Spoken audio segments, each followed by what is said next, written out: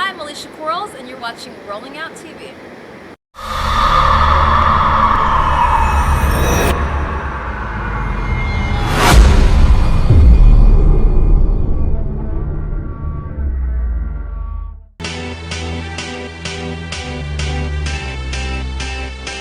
Couldn't sleep that night, and it was because in my mind I couldn't get around how Monique's character, how could somebody be so evil? For you.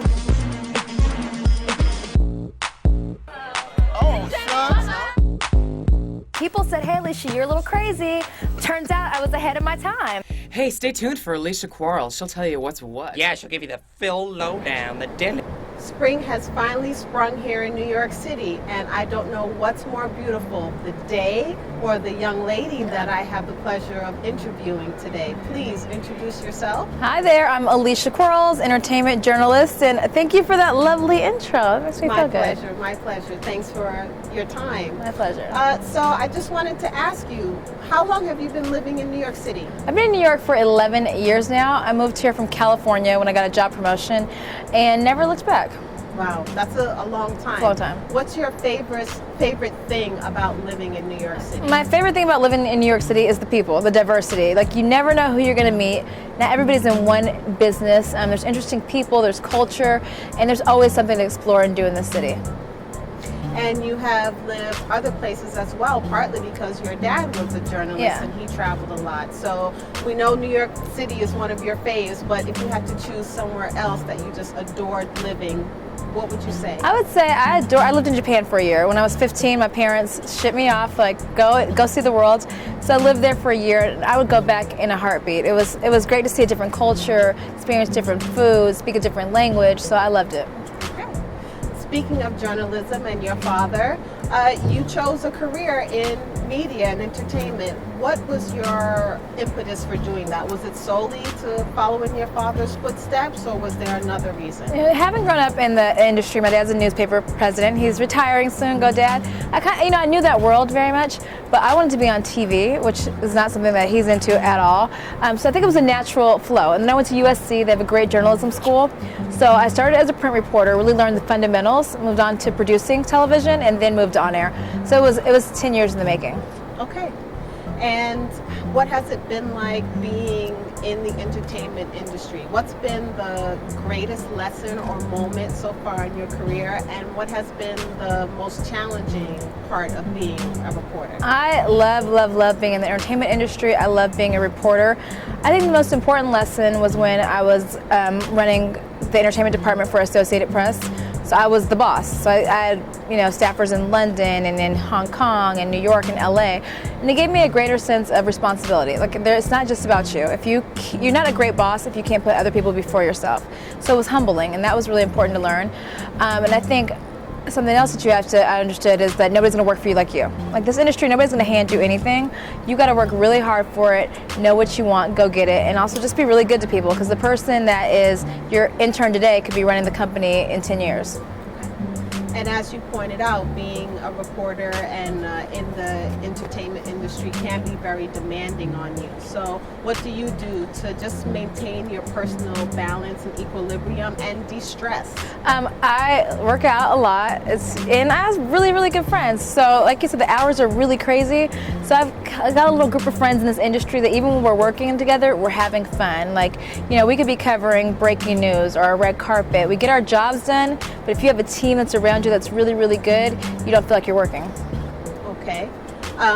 When you're on camera, when you're out and about in the city or wherever you happen to be, you have to look the part. Yes. So can you share with us some of the things that you do to make sure that you're camera ready? Absolutely. And fabulous? Yeah, you gotta look. Part of the job is looking the part. So I have a very good stylist, Vladimir Pierre-Louis, who's over there to the side. This is a person who knows me, who pulls beautiful clothes for me, who pushes me outside my boundaries to look my best. Usually hair and makeup team, which I didn't do today, but I do it myself sometimes. Also, just making sure that you have your research. You gotta look the part, but have you done your homework? Because you can look fabulous and great, but if you don't know what you're talking about, you're not so cute anymore. Mm-hmm. And how would you describe your personal style? My personal style lately is all about athleisure. So, because I have this theory, if I put on the cute workout clothes, I'll go to the gym eventually. doesn't really happen that often, but I'm just saying, like on the weekends, I like to be comfortable, cool. I am a shoe whore and a bag whore, so I can wear a cute pair of jeans, but the shoes, they don't need to be expensive, they just need to be like cute. Okay, cute and cost effective. I Yeah, like that. yeah. So when you are not working, you like to work out, but what do you do to just, what's your Relax. favorite music? What are you playing? Okay. We were I like singing- ratchet music. Okay. So I like a lot of different music because of the career I've been exposed to it. So, I went to Prince's private concert a few weeks ago. But you put on some good old hip hop, some trap music, and I'm going to a Fetty Wap concert tonight. Like that's the girl that I am. Also, I love to travel, and I really like Dateline and 48 Hours. Any murder mystery stuff, I'm down with. In terms of food being your guilty pleasure, It is. What is that I thing love- that you just love to have? I love any and all food. Okay, so that's why I got to work out because I like to eat.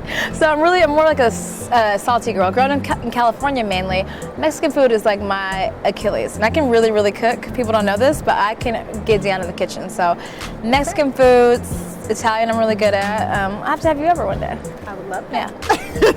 Yeah. So, if you weren't a journalist, what would you possibly want to explore if you had to do a career 360? I'd probably be a teacher. My mom was a teacher, and I love kids. Kids are no BS. They tell it like it is. They believe it, and I think all of us have a responsibility to pay it forward. So, I'm an aunt to 2 little ones. I get down on the floor with them. I have a great time. So, I think I'd be a teacher. Okay. I love that you were featured in the Essence Beauty Box spread for their campaign, and that you spoke about your mom and she gave you some wonderful beauty advice. How do you feel about this age that we're living in, the social media, and everyone is just kind of turned up to 10 with the it's Yes. just over the top. You know what? It is over the top. So I've started this thing on my Instagram where I try not to edit any photos. So I notice like a lot of people are editing stuff and you see them, and in real life you're like, that's not how you look on your Instagram. So I think it is over the top. I think there's going to be a revolution or revolt against it because it's just too much. Like you can't be at some fabulous party every night. Everything's not always roses and perfect. So I try to keep it very real on mine. Okay, sorry. So I want to talk about love. Okay, let's talk about love. You mentioned in your Essence interview that you were kind of semi-newly divorced. Yeah. How's your heart? And are you looking to meet someone new, or where are you in the love? My heart is good, like my ex, as I cry, I'm just kidding.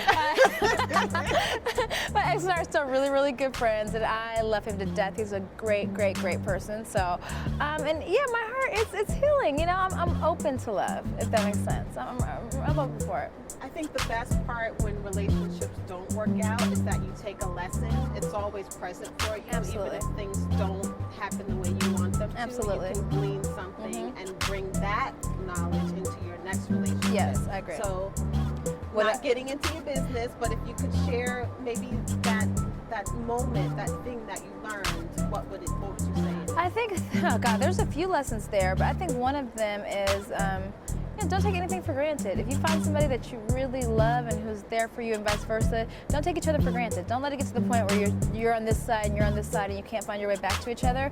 Make it a point. We all work so hard at our jobs, right? So make it a point to work hard at your relationship. Yes.